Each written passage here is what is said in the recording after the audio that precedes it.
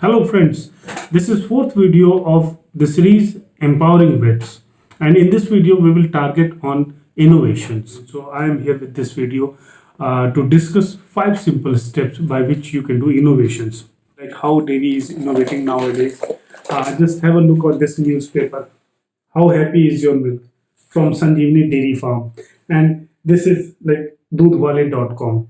This whole page advertisement came for selling the milk, the branded milk, and along with that, there is a testing facility to know the quality of your milk. And because of adulterations, quality milk, or you can say clean milk, is now a kind of luxury product, and for which people are spending good amount of money.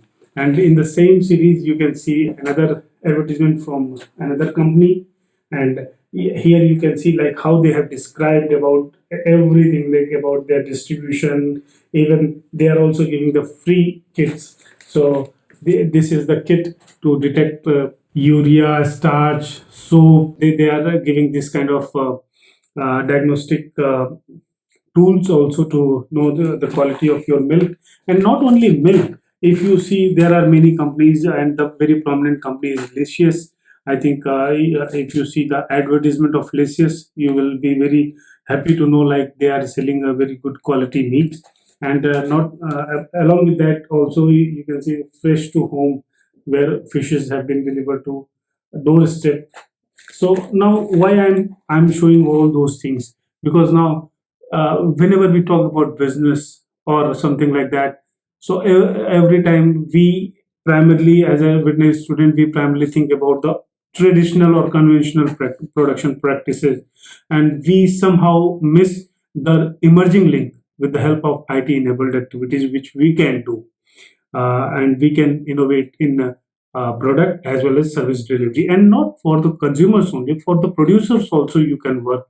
So before going further, all these things are coming not only from a particular one person thought in a day. It's a continuous process by which these companies or these entrepreneurs, they came with a good solution. And why these solutions are successful? Because they have identified the problem very genuinely and very precisely. They identified the problems of adulterated milk or the discrepancies in distribution system. So they are innovating on their service delivery model. So now coming to this point of innovation, one thing I would like to just highlight here. It's all about research. And whenever we think about research, immediately we think about the lab or sophisticated lab equipments, or the designation of scientist under your name. Then that is not correct, because it's not only a lab or test tubes or those facilities are required for research, because these are the market research, and for that also you need to think as a researcher. Now if you look at the social science, so there are also researchers, like if you see these pictures, like for the small ruminants, or in the tribal areas, like how livestock productions are going on, or in case of the animals, like there like equines or the camels, or the pastoralistic system, how we are thinking. So as a veterinarian, do we think for these segments? So now here I'm going to discuss about some research component by which you can innovate. And this is not a very high-fi thing. It's a very simple thing by which you can identify the problem and develop the solution which will be profitable for you to sustain your business. It is beneficial for for entrepreneurs, as well as the students who are thinking or who are planning to do some short term research during their academic program, be it UG or PG. So simply बात करते हैं कि research में basically कर क्या सकते हैं। इसमें देखिए, एक तो मैं आपको रिकमेंड करूंगा, अगर आपके पास टाइम है, वैसे भी आप फेसबुक और गूगल पे ढूंढने के बजाय ये आप थोड़ा सा टाइम इन्वेस्ट कीजिए थोड़ा सा पढ़ने में, कि डिज़ाइन थिंकिंग क्या होती है, कि कैसे हम किसी प्रॉब्लम को समझ सकते हैं, उसका सॉल्यूशन दे सकते हैं। और ये बहुत ही सिंपल है, ये कोई मैंने कोई चीज़ नहीं ढूंढी है, इट्स एस्टेब्लिश्ड फैक्ट, बट मैं उसको आपको सिंपल तरीके से बता रहा हूँ। जैसे एक एग्जांपल लेते हैं कि अगर आपका इंटरेस्ट आप यूजी में हैं और आपको लगता है कि मुझे कुछ करना चाहिए या आपके पास थोड़ा सा भी समय है, तो जब आप अपने आपके घर पे दूध देने वाले तो आते होंगे या आप खुद जाते होंगे दूध लेने, तो थोड़ा सा उस फार्मर के पास जो मिल्क प्रोड्यूसर है उसके पास बैठिए और थोड़ा उससे डिस्कशन कीजिए और उसको समझने की कोशिश कीजिए। जो सबसे पहला स्टेप है पूरी रिसर्च में वो है एम्पैथी। एम्पैथी मतलब आप अपने आप को उसकी सिचुएशन में रख के समझिए कि अगर आप ही उसकी जगह पे हैं तो कैसे मिल्क प्रोड्यूस कर रहे हैं, क्या उससे रेट मिलता है नहीं मिलता है, और किस तरीके की चैलेंजेस वो डील करता है, क्या उसके लिए सक्सेसफुल पॉइंट है, क्या उसके चैलेंजिंग पॉइंट है। इन सब चीज़ों को जब तक आप नहीं समझेंगे तब तक आप एक अच्छा सोल्यूशन नहीं ढूंढ पाएंगे। तो सबसे पहला काम आपको करना है एम्पैथेटिक तरीके से अपने जो की सेगमेंट है या स्टेक होल्डर है जिसको हम कह सकते हैं उसके साथ आपको बात जरूर करनी पड़ेगी। अगर आप मिल्क में इंटरेस्टेड है तो आपको डेयरी फार्मर से बात करनी पड़ेगी। और जब भी कभी बात करते हैं ना तो फोकस एक ही जगह पे नहीं रखना है कि हमें सिर्फ डेयरी फार्मर से बात करनी है। आपको जितने भी लोग उस चेन में आते हैं मिल्क से रिलेटेड, जैसे अगर हम मिल्क डोमेन में बात करते हैं तो डेयरी फार्मर हुआ, फिर मिल्क कलेक्शन सेंटर हुआ, फिर उसके बाद जो छोटे छोटे चाय की दुकान है, सबसे ज़्यादा मिल्क वहाँ पे भी कंज्यूम होता है, हर शहर में पाया जाता है। अब थोड़ा वहाँ पे भी पूछिए कहाँ से दूध आता है, कितना दूध लेते हैं, किस टाइप का दूध लेते हैं, दिन में कितनी खपत हो जाती है। फिर उसके बाद साथ ही साथ में आप कुछ जो हर शहर में कोई कोई मिठाई की दुकान होती है जो हमें फेमस होती है, आप उसके पास जाके पूछिए कि कितना कंजम्पशन होता है, किस तरीके से, क्या वो फैट पे लेते हैं या एसिडिक पे लेते हैं, क्या वो खोया का, जैसे जो मिठाई वाली दुकान होती है वो ज़्यादातर खोया के ऊपर करती हैं तो फैट के ऊपर जाती हैं। पनीर जो वो लोग बनाते हैं वो ज़्यादा एसएनएफ को फोकस करते हैं, और क्या वो वाकई वो क्वालिटी के ऊपर कंसर्न करते हैं या बस ऐसे ही कुछ भी ले लेते हैं। तो ये आपको थोड़ा समझना पड़ेगा, और हर चीज़ों को जब आप समझेंगे तो आपको समझ में आएगा जो मिल्क की वैल्यू चेन है उसमें कहाँ कहाँ पे क्या क्या इश्यूज होते हैं। तो फार्मर से लेके आप एक पूरी चेन बना सकते हैं। आपके पास समय नहीं है तो आप एटलीस्ट फार्मर से बात कीजिए या एक कोई सेगमेंट ले लीजिए कि आप उस पर बात करने की कोशिश कीजिए कि उनके मेन चैलेंजेस क्या हैं। तो ऐसा नहीं होता है कि रिसर्च में कि आप एक बार बैठेंगे और सब कुछ कर लेंगे, तो छोटा छोटा पार्ट करेंगे। आपका 5.5 साल का यूजी का प्रोग्राम है, 2 साल का पीजी का है, कहीं भी आपको इंटरेस्ट आता है, कभी भी आता है, तो इसमें बहुत ज़्यादा टाइम नहीं लगना। अगर आपको फार्मर से भी इंटरेक्ट करना है तो आप अपने घर पे ही जो फार्मर दे रहा है उससे बात कीजिए। इवन आप अपनी मदर से बात कीजिए कि जो भी मिल्क आता है उसमें क्या क्वालिटी के बारे में उनका क्या कंसर्न रहता है, क्योंकि कई बार ऐसी नॉलेज वो भी दे देती हैं जो आप अपनी किताबों में नहीं पढ़ पाते हैं। तो अगर आपको जेन्युइनली रिसर्च के बारे में सोचना है, कुछ बिजनेस के बारे में सोचना है, तो आपको थोड़ा सा बात करनी पड़ेगी। और जब बात करते हैं ना तो बात इसलिए नहीं करते कि सिर्फ बात करनी है, आपको सुनने के लिए बात करनी पड़ेगी। और ये जो लिसनिंग है this is very important. There is a external listening and there is internal listening. तो जो एक्सटर्नल लिसनिंग होता है कि जैसे जो जो उसने बताया, फार्मर ने बताया कि साहब हमारे पास ऐसा ऐसा है, ये चारा की समस्या है, ये फिर हमें दवाइयों की समस्या है, या किसी भी तरीके की बीमारी आ जाती है हम नहीं समझ पाते हैं, या इनफर्टिलिटी का कोई अपना बताया अपने हिसाब से उसने, आपने उसको नोट कर लिया। तो एक तो तरीका हुआ जो चीज़ बताई गई आपने उसको नोट कर लिया और आपने एक उसके ऊपर पेपर छाप दिया। आजकल जो बहुत कुछ होता है और उसी में आप खुश हो जाते हैं, वो रिसर्च नहीं है। वो उस पर क्या, आपने एक इन्फॉर्मेशन लिया उसको आप शेयर कर दे, इन्फॉर्मेशन से कोई मतलब नहीं, आपने क्या उसमें कंट्रीब्यूट किया। तो उसमें सबसे इंटरेस्टिंग चीज़ क्या होती है, आपको इंटरनली लिसन करना है। आपको ये समझना है कि वो जो इनफर्टिलिटी की प्रॉब्लम है अगर वो बता रहा है तो उसके थोड़ा सा ट्रेस करना है कि क्या वजह रही हो। जो कई बार ऐसा होता है कि वो मतलब आप उससे पूछिए कि आपकी लागत कितनी आ रही है 1 लीटर दूध की, तो फार्मर पता ही नहीं पाता। तो थोड़ा आप भी इकोनॉमिक्स को, जरूरी नहीं कि जब तक आपका सिलेबस नहीं आएगा, जब तक आपका कोर्स नहीं आएगा तब तक आप इकोनॉमिक्स आप नहीं पढ़ेंगे। इकोनॉमिक्स तो आप कभी भी पढ़ सकते हैं ना। और ये सबसे इंटरेस्टिंग सब्जेक्ट है। आपको अगर आपको बिजनेस में आना है या रिसर्च करना, रिसर्च में भी आपको इकोनॉमिक्स समझनी पड़ेगी, क्योंकि आप बहुत हाई फाई रिसर्च कर रहे हैं but end of the day अगर उसका यूजर ही नहीं है तो ऐसी रिसर्च का क्या फायदा। जो मुझे लगता है कि एटलीस्ट रिसर्च ऐसी होनी चाहिए जिसका फायदा डाउन द लाइन फार्मर को या एक ओवरऑल समाज को मिले, ना कि सिर्फ एक थीसिस बन के लाइब्रेरी में चली जाए। सवाल आता है कि हम फार्मर से बात करेंगे तो कैसे हमें इंफॉर्मेशन सही मिलेगी। तो इसमें आपको मैं कुछ तरीके बता देता हूँ। एक तो होता है जो इंटरव्यू करते हैं हम, एक किसी फार्मर से मिले, जैसे आपके यहाँ जो दूध देने आ रहा है आपने उससे बात की, या तो हो सकता है आप गांव में जाइए और जो 8-10 जो दूध वाले लोग हैं उनके साथ बैठ के बात कीजिए। और इसके लिए थोड़ा सा समय देना पड़ेगा। या तो सुबह जब मिल्क कलेक्शन होता है उस पे सेंटर पे चले जाइए, वहाँ थोड़ा आधे घंटे बिताइए, लेकिन उसके लिए थोड़ा सुबह की नींद आपको सेक्रीफाइस करनी पड़ेगी। उसके अलावा ये भी हो सकता है कि जैसे ज़्यादातर वेटनरी में लोग आते हैं वो गाँव और इस तरीके के क्षेत्र से आते हैं, तो थोड़ा सा आप अपने यहाँ पे भी समझने की कोशिश कीजिए। कई बार होता है कि आप अपने घर की सीमाओं को पार नहीं करते हैं, लेकिन आपको थोड़ा सा देखना पड़ेगा किस तरीके से आपके गांव में दूध पैदा होता है, कैसे जाता है, कहाँ पे जा रहा है। कोई मिल्क कलेक्शन सेंटर पे थोड़ा एक बार आप भी हो लीजिए, तब आपको समझ में आएगा। और आपके हाथ, सबके हाथ में मोबाइल कैमरा है, तो आपको क्या करना है, सबसे एक बड़ी अच्छी बात क्या है ना, कि आपको डॉक्यूमेंटेशन करना है। डॉक्यूमेंटेशन कैसे करना है, कई बार आप कैमरे से ना फोटो खींचिए। सुबह जब मिल्क कलेक्शन हो रहा है, जब आप एक बार थोड़ा सा सुबह जल्दी जगिए, जब सुबह मिल्किंग होती है वहाँ पे जाइए, और फिर उसके बाद कैसे वो मिल्क कहाँ पे या तो सेल हो रहा है या तो मिल्क कलेक्शन सेंटर पे जा रहा है, तो थोड़ा आप भी मिल्क कलेक्शन सेंटर तक जाए और रास्ते में फोटो खींचिए कैसे मिल्क ट्रांसपोर्ट हो रहा है, कैसे वहाँ पे क्या टेस्टिंग हो रही है कि नहीं हो रही है। और ये फोटो इसलिए नहीं कि आपको कोई पॉलिशिंग करनी है, बट आप जब पलट के आप दो कुछ समय बाद आप उसको देखेंगे तो उसको बहुत अच्छी इंसाइट आएगी। आप कुछ नोट बनाइए, कभी भी आप जब भी कुछ भी करते हैं तो चाहे छोटा सा पेपर हो, कहीं पे भी कुछ लिखिए जरूर, क्योंकि कई बार ऐसा नहीं होता ना कि आपको सब चीज़ याद रहेगी। तो कोई भी चीज़ जो आप समझ रहे हैं कि भाई कितना मिल्क प्रोडक्शन हो रहा है, हर चीज़ के बारे में नोट नहीं करना, बट एक एवरेज तो पता चल सकता है कि भाई यहाँ पे पर एनिमल की प्रोडक्टिविटी इतनी है, मिल्क कलेक्शन सेंटर पे इतना मिल्क जा रहा है, और उसके बाद वहाँ पे इतना लगभग on an average fat percentage होता है, एसएनएफ होता है, किस महीने में बढ़ता है घटता है, गर्मी छुट्टी में आप आए तो क्या स्थिति है, ठंडी में क्या होगा। जब आप इन डेटा को देखेंगे ना, तो आपका जो माइंड है ना वो ओपन होगा कि अरे इसमें कई चीज़ें हैं। और ये चीज़ सिर्फ मिल्क में नहीं, मीट में है।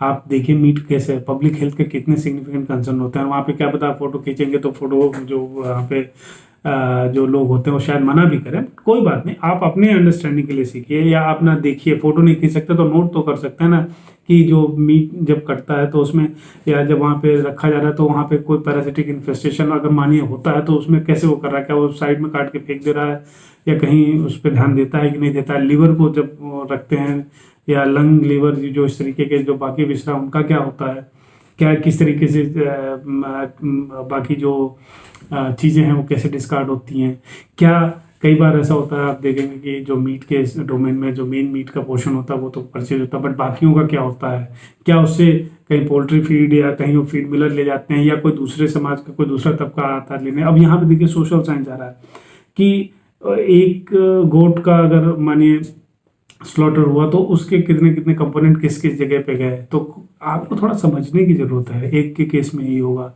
आप देखेंगे केज फ्री एक करके लोग 17-18 रुपए में एक अंडा बेच रहे हैं, वही अंडा जो गांव में केज फ्री एक में है देसी मुर्गी घूम रही है उसको 2-4 रुपए में भी लोग नहीं खरीदते हैं।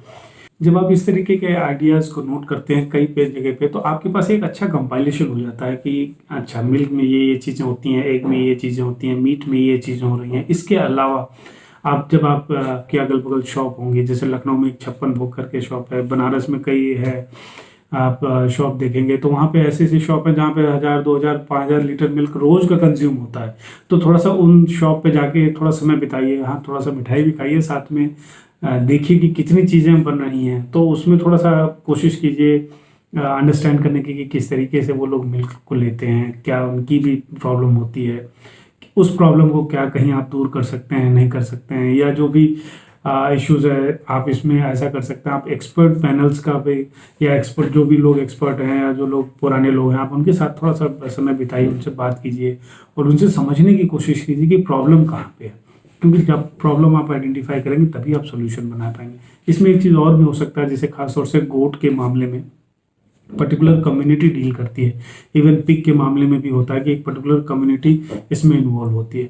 तो आप ना सिर्फ दूर रह के बात नहीं बनती, आपको शामिल होना पड़ेगा। तो आप उस कम्युनिटी लेवल पे जाइए, बैठिए, उनसे बात कीजिए कि क्या प्रॉब्लम आती है, क्योंकि कई बार क्या होता है जो ट्रेडर होते हैं वो फ़ायदा उठा लेते हैं, बट जो प्रोड्यूसर होता है क्योंकि उसको इन्फॉर्मेशन नहीं होती तो उसको वो उचित फ़ायदा नहीं मिल पाता है। तो ये सारी चीज़ों को जब आप डिस्कस करते हैं तब आपको समझ में आता है कि यहाँ पे ये छोटी छोटी सी प्रॉब्लम थी या ये बड़ी प्रॉब्लम है, जो भी है आप उसके हिसाब से सॉल्यूशन बना सकते हैं।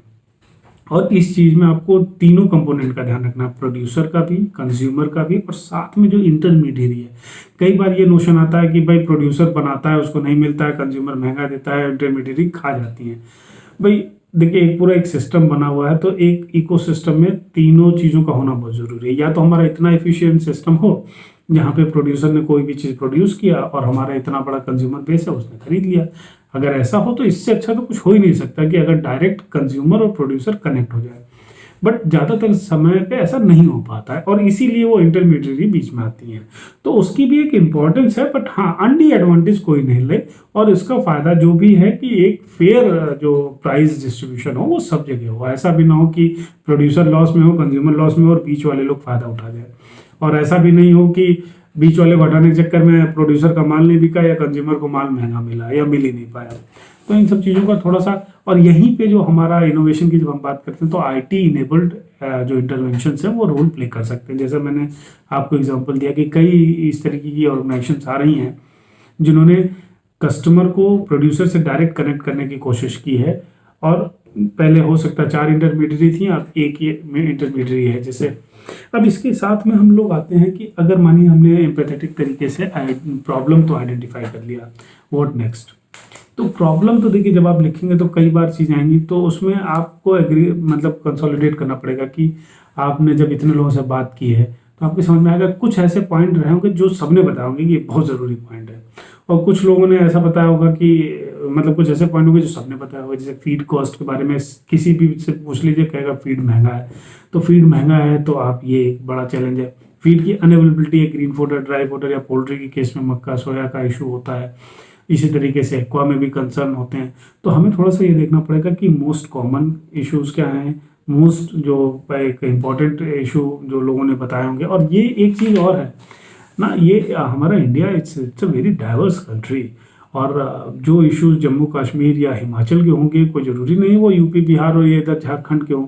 जो झारखंड उड़ीसा के इशू या छत्तीसगढ़ के इशू होंगे कोई ज़रूरी नहीं है एमपी गुजरात राजस्थान में हो, और तमिलनाडु केरल आंध्र प्रदेश एपी तेलंगाना, मतलब ये सब जगह अपने अपनी डाइवर्सिटी है, तो सबके अपने अपने चैलेंजेस हो सकते हैं। इसलिए सभी कॉलेज के सभी वेटनरी कॉलेजेस के लोगों को अपने हिसाब से देखना, ये नहीं देखना है कि अच्छा IVRI NDRI और ये 2-4 बड़े इंस्टीट्यूशन में जो काम करते हैं तो सब लोग उसी पे लगे, ऐसा करने की कोई ज़रूरत नहीं। आप अपनी जगह इनोवेट कीजिए, क्योंकि मुझे लगता है कि जो वेस्ट इंडिया और सदर्न इंडिया में पोल्ट्री का काम इतना अच्छा हुआ, कितने अच्छे अच्छे एंटरप्रेन्योर्स हैं, उन्होंने कड़कनाथ ब्रीड पे भी काम किया, पता चला कि कड़कनाथ ब्रीड तो निकली झबुआ से, लेकिन काम हो गया तमिलनाडु में अच्छा, या कई तरीके के सक्सेसफुल एंटरप्रेन्योर महाराष्ट्र में हैं।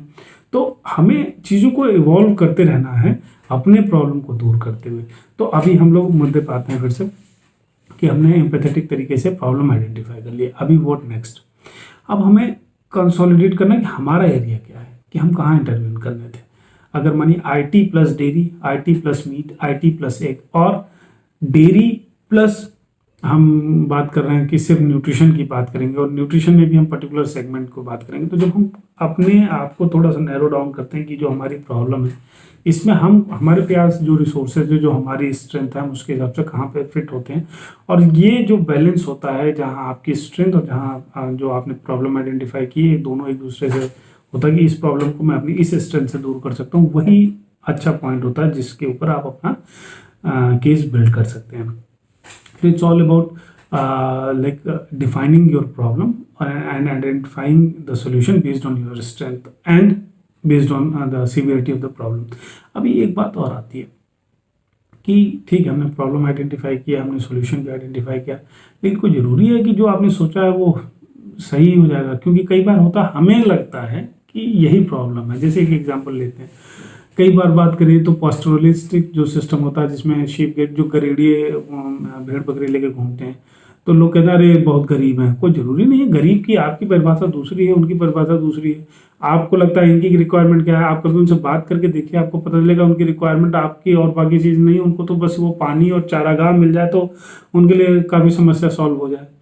तो इस तरीके से जो प्रॉब्लम होती है, आपको जब बात करते हैं आइडेंटिफाई करते हैं तो आपको समझ में आता है यार इनकी यह प्रॉब्लम है और क्या हम इसको सॉल्व कर सकते हैं कि नहीं कर सकते हैं, और अगर करेंगे तो कैसे कर सकते हैं। जो अब यहाँ पे आपका इंटरवेंशन उस तरीके से कि हम कैसे इन प्रॉब्लम को दूर कर सकते हैं विद इनोवेटिव सॉल्यूशंस। और ये जो भी सॉल्यूशन हो सकते हैं, ये कई बार हो सकता है कि आपके पास 4-5 अलग अलग तरीके के सॉल्यूशन है। कोई ज़रूरी नहीं है कि आपको पहली बार में एकदम वही मॉडल आए या वही थॉट आए जो कि हिट हो, ऐसा कभी नहीं होता। तो ये इसके लिए आपको ना बार बार सोचते रहना पड़ेगा और कम से कम 4-5 तरीके के आइडियाज़ को लगाना पड़ेगा कि इस तरीके से हम इस प्रॉब्लम को सॉल्व कर सकते हैं, या इस तरीके से, या इस तरीके से, या इस तरीके से।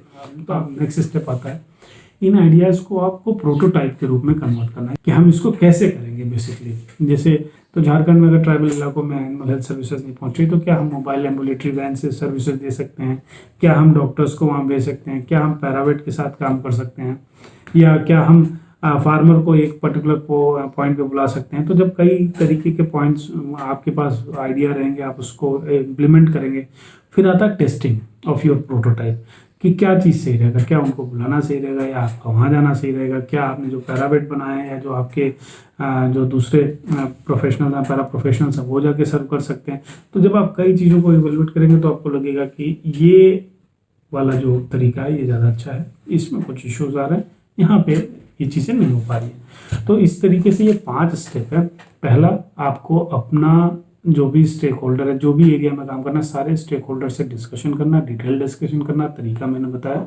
दूसरा, आप जब डिस्कशन करेंगे तो आपको पूरा डिस्कशन के बाद आपको डिफाइन करना पड़ेगा कि आप किस एरिया में काम करना है। तीसरा, आपको आइडिएट करना है कि किस तरीके से हम इस प्रॉब्लम को सॉल्व कर सकते हैं।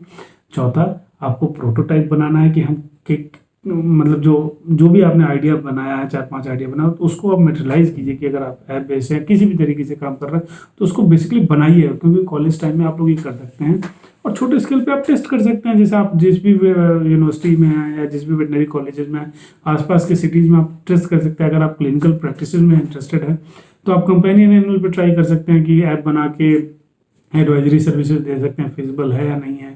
मिल्क के केस में आप थोड़ा सा किसी भी बड़ी ऑर्गेनाइजेशन के साथ या आसपास का जो भी पॉइंट है, जो डिस्ट्रीब्यूशन पॉइंट है मिल्क का या कलेक्शन सेंटर, उसके साथ में मिलकर आप छोटा सा पॉइंट कर सकते हैं कि क्या जो भी फार्मर मिल्क कलेक्शन सेंटर से कनेक्टेड हैं, क्या हम उनको एडवाइजरी सर्विसेज थ्रू मोबाइल दे सकते हैं। देखिए, 2 चीज़ें, हो सकता है कि आप सक्सेसफुल ना हो, कोई ज़रूरी नहीं है कि आप कल को बहुत बड़े बिजनेसमैन बन जाएंगे, लेकिन जो सबसे ज़रूरी बात है कि आपका रिसर्च माइंडसेट आपको आना चाहिए। क्योंकि रिसर्च माइंडसेट साइंटिस्ट बनने के लिए नहीं चाहिए, आपको जिंदा रहने के लिए चाहिए।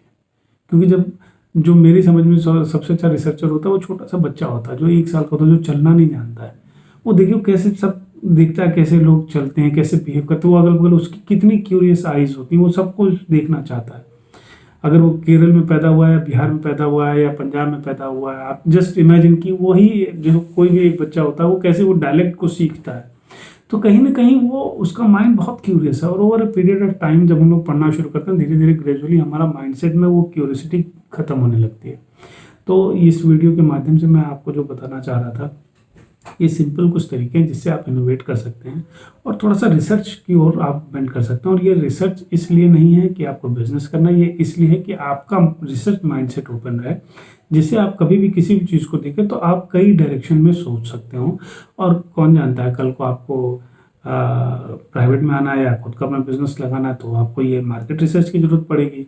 आप कल को साइंटिस्ट होते हैं, कल को आप किसी भी इंस्टीट्यूशन में आप एज ए साइंटिस्ट काम करते हैं, तो आपकी ये जो लर्निंग होगी आपके रिसर्च आउटपुट को और रिफाइन बनाएगी, जिससे कि आप नीड बेस्ड रिसर्च कर सकें।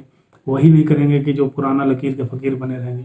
तो ये इस वीडियो के माध्यम से मेरा आपको बस ये बताने का यही पर्पज़ है कि रिसर्च माइंडसेट जिंदा होना चाहिए, और वो बहुत ज़रूरी है। क्योंकि जो हम लोग देखते हैं, हमारे यहाँ 130 करोड़ लोग हैं, पॉपुलेशन, एनिमल पॉपुलेशन की बात कीजिए तो लगभग 300 मिलियन लार्ज रूमिनेंट्स हैं, 200 मिलियन स्मॉल रूमिनेंट्स हैं। कितना ज़्यादा तबका लाइवलीहुड के लिए जुड़ा हुआ है। क्या हम वेटनेरियन सोशल साइंस में आते हैं? क्या हम वेटनेरियन मार्केट रिसर्च में जेन्युइनली वर्क करते हैं?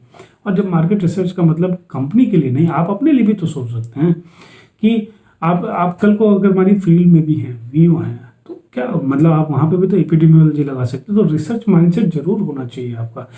देखिए, सब सक्सेस इसमें नहीं कि आपने एक केस को हैंडल कर लिया और बहुत बड़े आप क्लिनिशियन बन गए।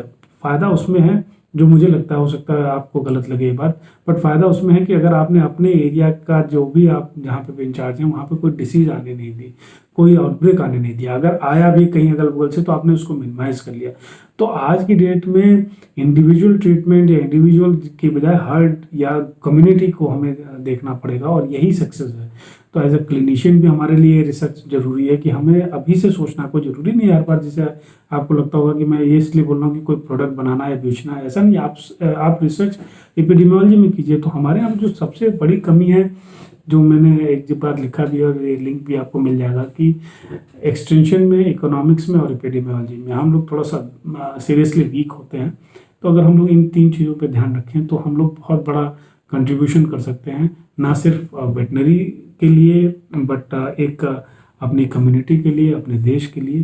क्योंकि हम लोगों के पास बहुत पोटेंशियल है, हमारे पास पॉवर्टी को दूर करने का टूल है, हमारे पास न्यूट्रिशन को देने का टूल है, हमारे पास पब्लिक हेल्थ को कंसर्न करने का के लिए डील करने का टूल है। वन हेल्थ के में हमारी इंपॉर्टेंस बहुत ज़्यादा है और इसके लिए हमें साथ में आना पड़ेगा। और ये सब तभी होगा जब हमारा रिसर्च माइंडसेट होगा। और ये रिसर्च माइंडसेट कभी एक दिन में नहीं आता है, आपको कॉलेज से ही धीरे धीरे बिल्ड करना पड़ेगा। और जब आपका ये माइंडसेट रहेगा तो कभी आपको आगे काम आएगा। तो इस वीडियो के माध्यम से बस छोटा सा सबमिशन है कि आप रिसर्च के लिए अपना रिसर्च माइंडसेट ओपन रखिए और सिर्फ लैब और टेस्ट ट्यूब के भरोसे या किसी बड़े नाम के भरोसे मत रहिए। आप जहाँ भी रहेंगे, चाहे आप फील्ड में रहेंगे, चाहे एकेडमिक में रहेंगे, चाहे रिसर्च में रहेंगे ही रहेंगे, प्राइवेट में रहेंगे या आप अपना खुद का बिजनेस करेंगे, रिसर्च आपको चाहिए। तो be a researcher. Thank you very much.